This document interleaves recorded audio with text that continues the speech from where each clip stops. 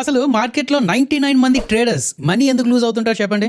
Technical analysis అని, breakouts అని, candle sticks అని ఇంతలా అనాలిసిస్ చేసినా సరే స్లో ఎగ్జిక్యూషన్ వల్ల, ఎమోషనల్ ట్రేడింగ్ వల్ల, సరైన రిస్క్ మేనేజ్మెంట్ లేకపోవడం వల్ల, రివెంజ్ ట్రేడింగ్ అని, మెంటల్ స్టాప్ లాస్ మీద డిపెండ్ అవ్వడం అని, బ్లైండ్లీ వేరే వాళ్ళ అడ్వైస్ ఫాలో అవ్వడం అని, పొజిషన్ సైజింగ్ సరిగ్గా లేకపోవడం అని, ఇలా చాలా రీజన్స్ ఉంటాయి.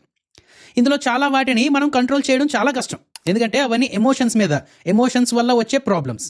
బట్ వీటిలో ఒకటైతే ఉందండి, అది మీరు ఈజీగా ఓవర్కమ్ చేయొచ్చు. అదే eliminating the problem with slow execution. Almost ప్రతి ఇంట్రాడే ఇంకా స్వింగ్ ట్రేడర్ కూడా ఫేస్ చేసే ఒక కామన్ ప్రాబ్లం ఏంటంటే, మీరు ఒక స్టాక్ ఇంపార్టెంట్ సపోర్ట్ లేదా రెసిస్టెన్స్ లెవెల్ని బ్రేక్ చేస్తుంది అని చూస్తూ ఉంటారు.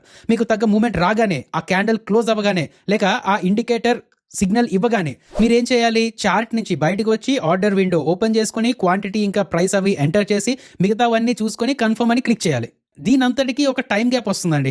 ఈ లోపల ప్రైస్ ఎక్కడికో వెళ్ళిపోతుంది, మీ ఐడియల్ ఎంట్రీ ప్రైస్ మిస్ అయిపోతుంది. అవునా కదా? ఆ చిన్న టైం గ్యాప్ వల్ల మీకు ఆపర్చునిటీ కాస్ట్ పడుతుందండి. ఇంకా అనుకున్న ప్రైస్లో ఎగ్జిక్యూట్ అవ్వకపోవడం వల్ల మీ ఎస్ఎల్ని కూడా ఎమోషనలైజ్ చేసి ఎక్కువ లాస్ అయ్యే ఛాన్సెస్ ఉంటాయి, లేక ప్రాఫిట్స్ తగ్గించే ఛాన్సెస్ ఉంటాయి. అంతేనా కదా? ఈ డిలేని తగ్గించి డైరెక్ట్గా చార్ట్స్ నుంచే ఆర్డర్స్ ప్లేస్ చేసే విధంగా ఏంజల్ వన్ వాళ్ళు ఇన్స్టెంట్ ఆర్డర్ వయా చార్ట్స్ ఫ్యూచర్ని తీసుకొచ్చారు. ఈ మధ్య చాలా మంది అడుగుతున్నారు, సార్ ఏంజల్ వన్లో కొన్ని ఫీచర్స్ గురించి చెప్పండి, మాకు ఏంజల్ వన్లో అది ఇది అని చెప్పి కామెంట్స్ చేస్తున్నారండి. అందుకనే ఈ వీడియో చేయడం జరుగుతుంది.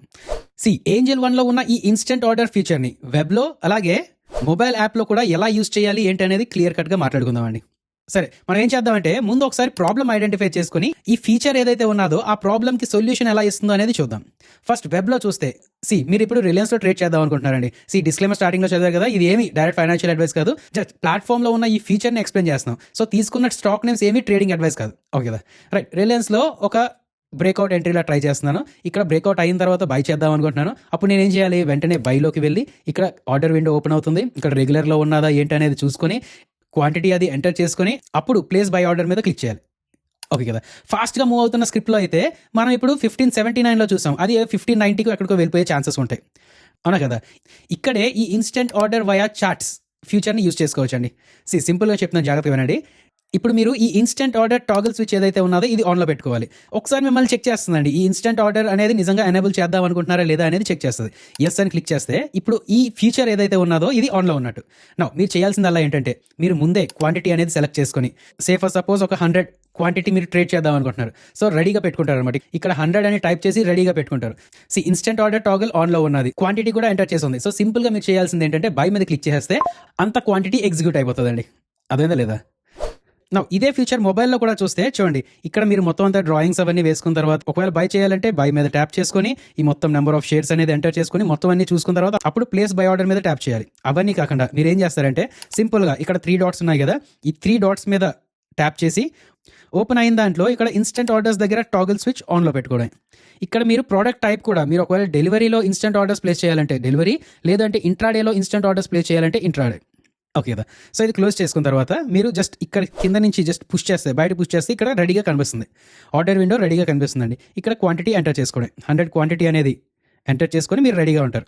అదేనా లేదా? ఎప్పుడైతే మీరు ఇక్కడ అయితే మీరు ఇండికేటర్లో బై సిగ్నల్ లేదంటే క్యాండిల్ స్టిక్ ఏదో ఒకటి మీకు బై సిగ్నల్ రాగానే జస్ట్ దీని మీద బై ట్యాప్ చేస్తే ఆర్డర్ ఎగ్జిక్యూట్ అవుతుందండి.